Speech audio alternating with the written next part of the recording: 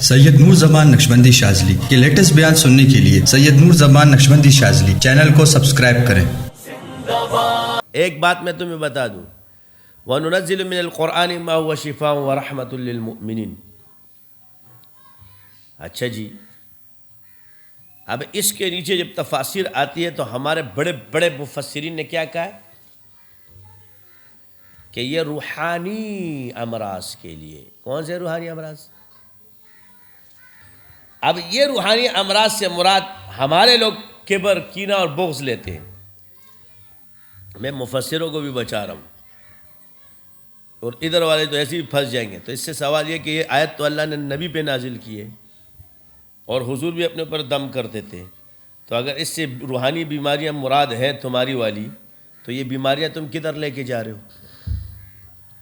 میں تمہاری طرح اندھا نہیں ہوں کہ جو مفسر نے لکھ دیا اس کے پیچھے چل پڑا۔ ادھر کیا ہے، سارے مفتیوں کو یہ سن لو، ذرا سوچ لو، اچھا بڑے آئے ہو حوالے دینے کے لیے، آئندہ سامنے مت آنا۔ مگر چلو اب میں تعویل پیش کرتا ہوں، کیونکہ ادھر تو کبر ویژن تم نے لکھا ہے، جس نے کبر اور لکھا ہے وہ پھنسے گا، جس نے روحانی علاج لکھا ہے وہ نہیں پھنسے گا۔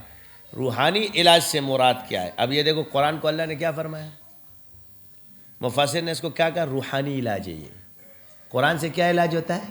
روحانی علاج ہوتا ہے۔ قرآن روحانی علاج ہے۔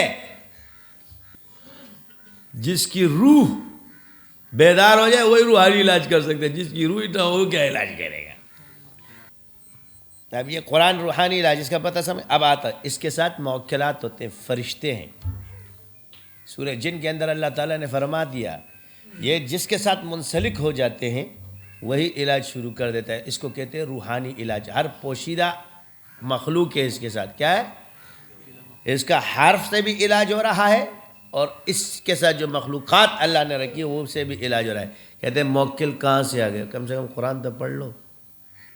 جب اللہ قرآن میں آیت نازل کر رہا ہے تو اس کے ساتھ فرما رہا ہے، تو اس آیت میں بتا رہا ہے کہ اللہ تمہاری مدد کرے گا۔ کس چیز سے؟ جبرائیل کے ذریعے، فرشتوں کے ذریعے، صالح القلوب سب آ گئے۔ بعد ذالک ظہیرہ بھی ہے، اس میں اسباب بھی آ جاتے ہیں، تفسیر بہت ہے۔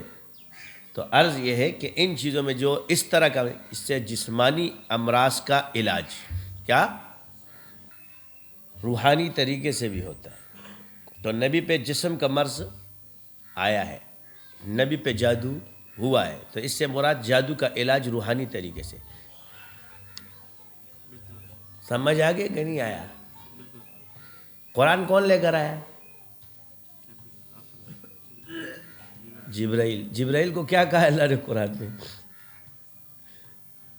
اِنَّا أَنزَلْنَاهُ فِي لَيْلَةِ الْقَدْرِ تَنَزَّلُ الْمَلَائِكَةُ وَالرُّوحُ